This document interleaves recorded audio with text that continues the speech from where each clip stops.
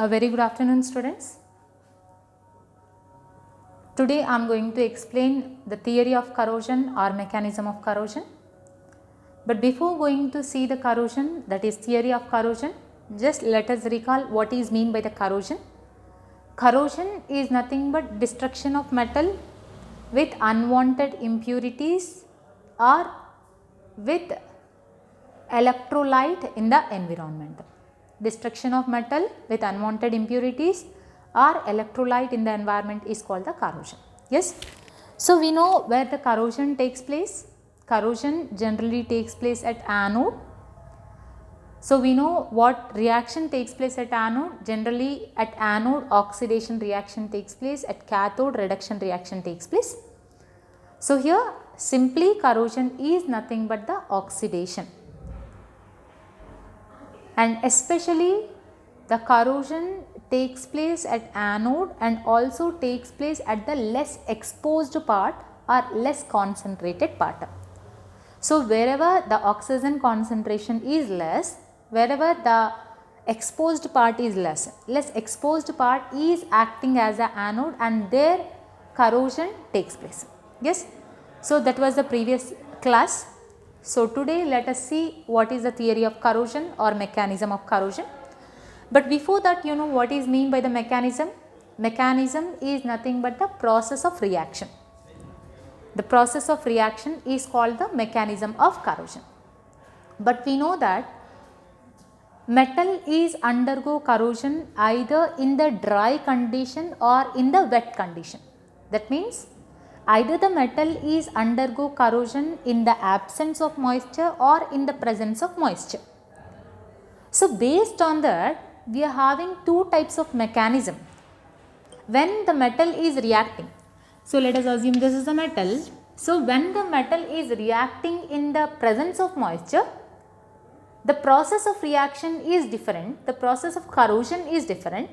But when the metal is reacting or when the metal is exposed in the absence of moisture, the process of the corrosion is different. So, based on the medium, based on the electrolyte or based on the medium, we are having the two types of mechanisms. So, one is called the dry theory of corrosion and second one is the wet theory of corrosion.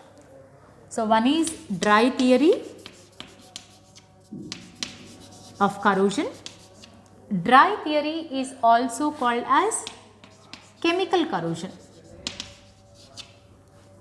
And the second type of corrosion is the wet corrosion. Wet corrosion is also called as the electrochemical corrosion. But we know what is the other name of electrochemical. Electrochemical is also called as galvanic.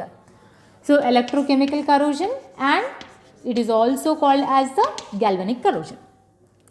So, on which basis we are having two types of theories based on the medium in the environment, either in the presence of moisture or in the absence of moisture.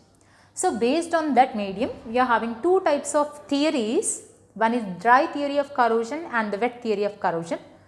Dry theory of corrosion is also called as the chemical corrosion and the wet theory of corrosion is also called as the electrochemical theory of corrosion or it is also called as the galvanic corrosion. So, today I am going to explain the dry theory of corrosion. It is very important to you. These two are very important for the long questions. So, today I am going to explain the dry theory of corrosion. So, dry theory of corrosion. Dry theory of corrosion. So, what is mean by the dry theory of corrosion? Dry theory of corrosion is nothing but the corrosion of the metal in the absence of moisture. That means metal is undergo destruction only by reacting with the dust particles in the environment and it is not reacting with the moisture in the environment. That is the dry theory of corrosion. But what is there in the environment? Here, is there only moisture in the environment? No, along with the moisture, various chemicals are present in the environment. So, what are the chemicals present in the environment? In the environment, oxygen, chlorine and also nitrogen, sulfur, phosphorus, yes, and these chemicals are present in the environment. Along with it, oxides of sulfur, oxides of nitrogen, oxides of phosphorus, these are present in the environment. So, when the metal is reacting with these chemicals in the environment, corrosion takes place. That corrosion is called dry theory of corrosion. Yes. So, when the metal is undergo corrosion due to reacting with oxygen, chlorine, sulfur, nitrogen, phosphorus and oxides of sulfur, nitrogen and phosphorus is called dry theory of corrosion. But here metal, when it is reacting with the oxygen, a layer is forming on the surface of the metal. So, based on that, the dry theory of corrosion is classifying into three types. One is oxidation corrosion, one is called oxidation corrosion, and second one corrosion of the metal with another gases, corrosion by other gases, and other type of corrosion is liquid metallic corrosion. So, these are the three types of corrosion in dry theory of corrosion based on the reactivity of metal with the chemicals in the environment. So, that is the reason dry theory of corrosion is also called as a chemical corrosion, because instead of reacting with the moisture, metal is reacting with the chemicals. So, this is also called as a chemical corrosion. But based on the reactivity of metal with these chemicals, the dry theory of corrosion is further classifying into three types. One is oxidation corrosion, corrosion by other gases, and the liquid metallic corrosion. So, let us see one by one. The first one is oxidation corrosion. So, what is oxidation corrosion?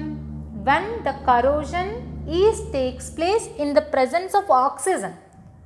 So, when the metal is undergo corrosion in the presence of oxygen, that is called the oxidation corrosion. What is corrosion by other gases? When the metal is reacting with remaining gases except oxygen, that is called corrosion by other gases or corrosion by other chemicals. And the last one is the liquid metallic corrosion. I will explain you later. So, let us see one by one. The first one is oxidation corrosion. So, what is oxidation corrosion? Corrosion of the metal in the presence of oxygen is called the oxidation corrosion. But we know in periodic table we are having two types of metals. One is alkali metals and the alkaline earth metals. Yes, along with that we are having some more metals, that is silver, aurum, platinum.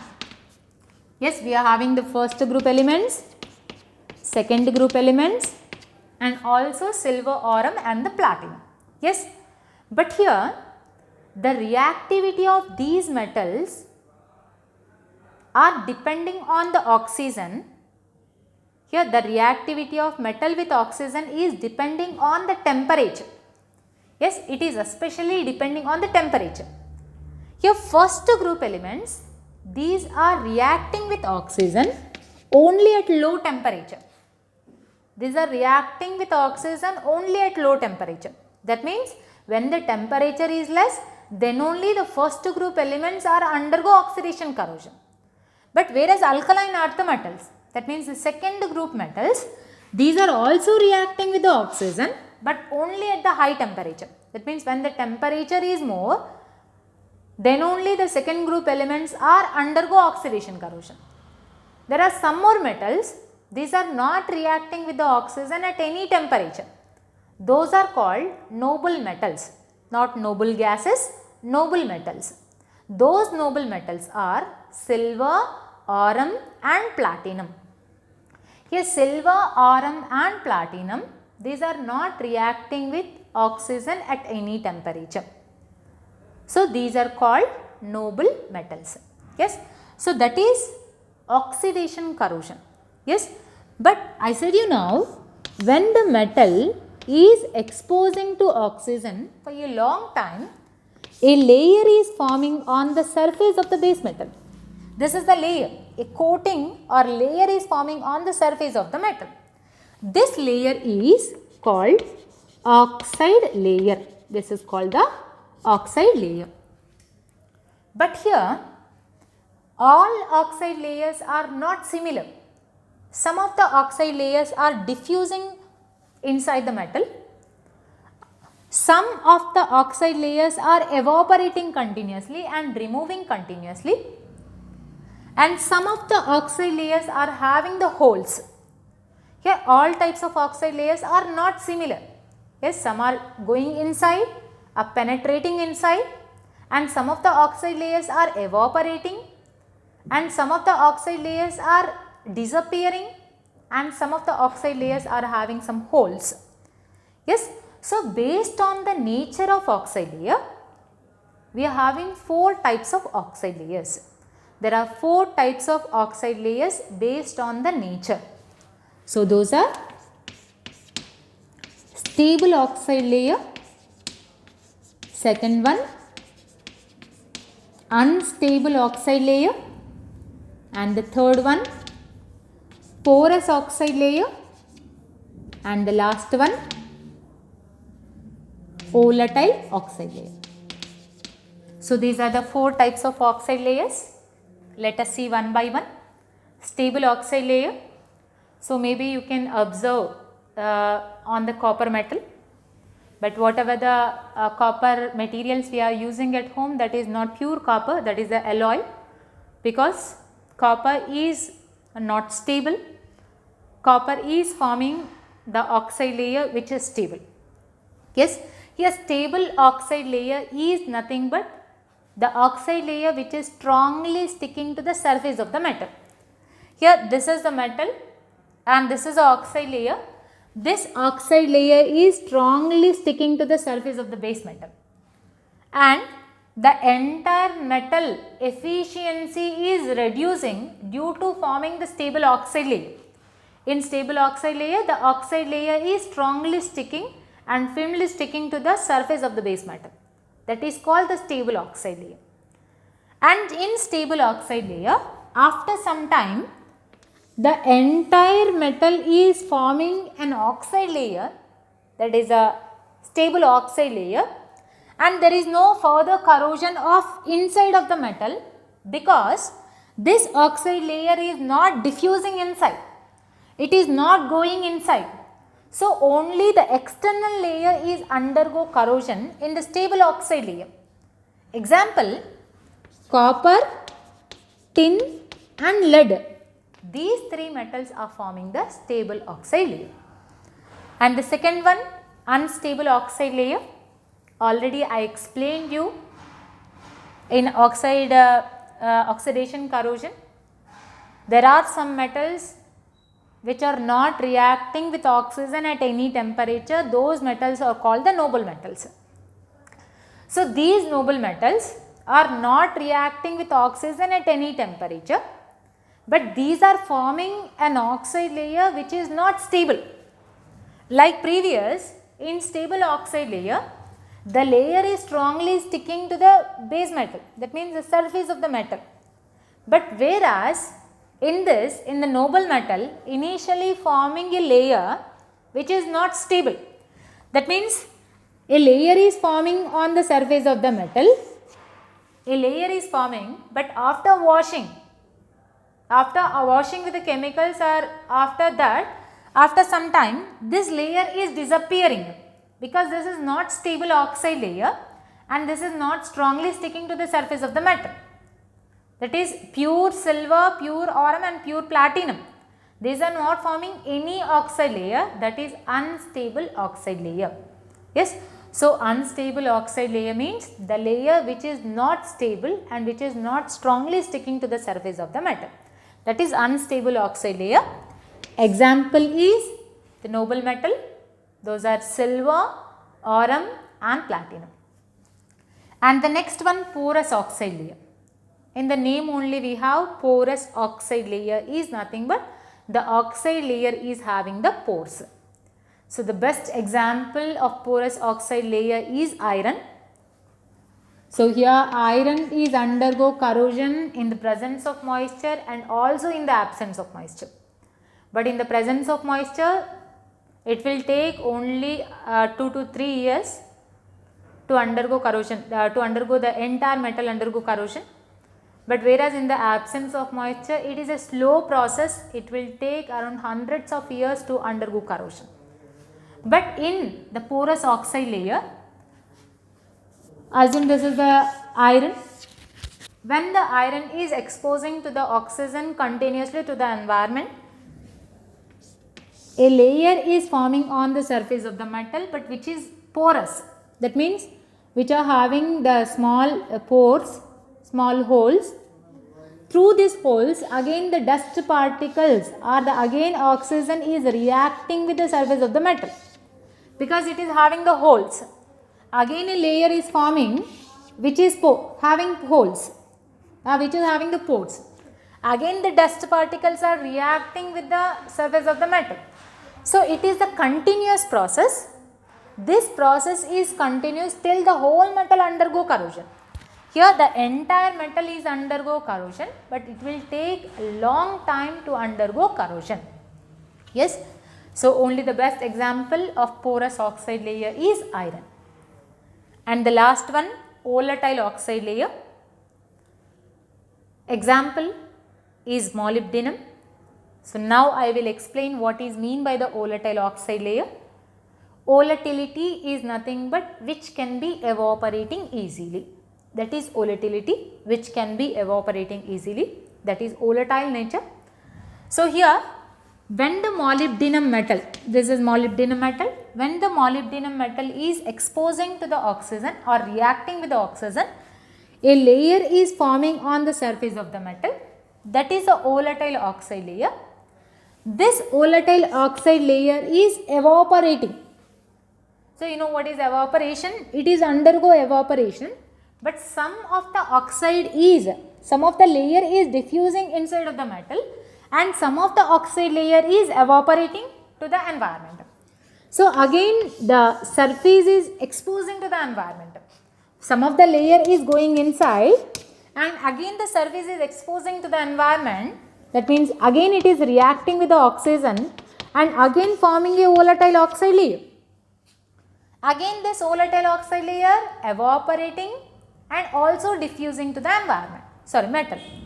Some of the oxide layer is diffusing inside of the metal and some of the oxide layer is evaporating, and again the surface is exposing to the oxygen. So it is the continuous process till the whole metal is undergo corrosion. Yes. So in the porous oxide layer, due to having the pores, the entire metal is undergo corrosion. But in volatile oxide layer, due to diffusion or due to penetrating, the entire metal is undergo corrosion. Yes. So those are oxide layers: stable, unstable, volatile and the porous. In stable oxide layer, only the surface of the metal is forming the oxide layer, and which is very strong. But whereas in unstable oxide layer, the metal never undergoes corrosion due to forming unstable layer. In volatile oxide layer, due to evaporation and the diffusion, the entire metal is undergo corrosion. And in porous oxide layer, due to forming a porous oxide layer, the entire metal is undergo corrosion due to reacting the dust particles through the holes. Yes. So that is oxidation corrosion. And the next one, corrosion by other gases. That is very simple. Corrosion by other gases is nothing but the metal is reacting with the remaining gases in the environment. Same like the oxidation corrosion, when the metal is reacting with the remaining gases in the environment, either it is forming the protective layer or the non-protective layer. That depends on the nature of the metal. Yes, that is depends on the nature of the metal. Either it is forming the protective layer or the non-protective layer. You know what is protective? The stable layer. Stable layer is the protective layer because there is no further corrosion. But unprotective is nothing but the volatile oxide layer. This is a non-protective layer because this layer is not protecting the base metal. Because of that, the entire metal is undergo corrosion in porous oxide layer and the volatile oxide layer. So that is corrosion by other gases. And the last one, liquid metallic corrosion. Yes, so we should not hear the word liquid in the dry theory of corrosion, but still we are listening that word liquid, because initially it is not in the liquid medium, it is in the form of semi-solid, that is in the molten state. So especially in some industries, they are sending the mercury inside the pipes, inside the metallic pipes. So assume this is the metallic pipe. When they are sending the molten mercury inside, you know what is mean by molten? Molten is nothing but the semi-solid. So when they are sending the molten mercury inside of the metal, so when this type of metallic pipes are exposing to the environment at one of the stage, due to the external temperature, when the temperature is very high, this molten metal is converts to the liquid state. Yes, so at one of the stage, the molten mercury is converts to the liquid state. So when it is converts to the liquid state, this mercury is penetrating inside of the metal. So when it is penetrating inside of the metal, the entire metal is undergo corrosion due to converts to the liquid state. That is liquid metallic corrosion. Yes.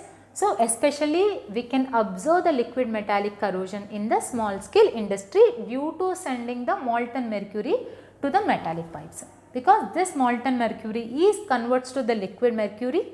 This liquid mercury is penetrating inside of the metal and undergo corrosion. So that is dry theory of corrosion. So along with that, we are having one of the theory, that is one of the rule. So I will explain that rule based on the oxidation corrosion or based on the oxide layer. We are having one rule, that is Pilling Bedworth's rule. It is very important for short questions, Pilling Bedworth's rule. But before going to see the Pilling Bedworth's rule, I will define you what is specific ratio. This specific ratio is useful in the Pilling Bedworth's rule. Specific ratio is nothing but it is the ratio of metal oxide volume and the metal volume. Again I am repeating, specific ratio is nothing but it is the ratio of metal oxide volume and the metal volume. So we can write the formula of specific ratio as specific ratio is equals to metal oxide volume divided by metal volume. Metal oxide volume divided by metal volume. Yes, so that is specific ratio. So what is metal volume? What is metal oxide volume? So assume this is metal and this is metal oxide. That what oxide layer? Oxide layer is nothing but metal oxide here. This is metal and this is metal oxide. See, in this example, the metal volume is less, the volume of the metal is less, but whereas the metal oxide volume is more. So I will take another example. This is metal and this is layer. This is the metal oxide layer. In this example, the metal volume is more and metal oxide layer volume is less. Yes. So here metal oxide is nothing but this, that is the volume of metal oxide, and this is metal volume. Yes. So what is specific ratio? Specific ratio is nothing but it is the ratio of metal oxide volume and the metal volume. So Pilling Bedworth's rule is nothing but if specific ratio is more, metal is protective. If specific ratio is less, metal is non-protective. If specific ratio is more, metal is protective. If specific ratio is less, metal is non-protective. So when the specific ratio is more? When metal oxide is more compared to metal volume. So when the numerator is more compared to the denominator, then only specific ratio will be more. Yes. So what is numerator? Metal oxide layer. So we know here metal oxide layer volume is more compared to metal volume. That means this metal is covered by the layer. When the metal is covered by the layer, is there any further corrosion? There is no further corrosion. That means metal is protective. That's what, when the specific ratio is more, metal is protective. But when the specific ratio will be less, when the numerator is less. What is numerator? Metal oxide layer is less compared to metal volume. See in this, metal oxide layer volume is less compared to the metal volume. So when the oxide layer volume is less, see, this part is exposing to the environment, this part also exposing to the environment. So there is further corrosion because this layer is not protecting the environment. Yes, so entire metal is not protected by this layer. So metal is not protective when this layer volume is less. Layer volume less means specific ratio is less. Yes, so what is Pillin-Bedworth rule? When the specific ratio is more, metal is protective. When specific ratio is less, metal is non-protective. So this is dry theory of corrosion. In the next class, let us see what is wet theory of corrosion. Thank you so much.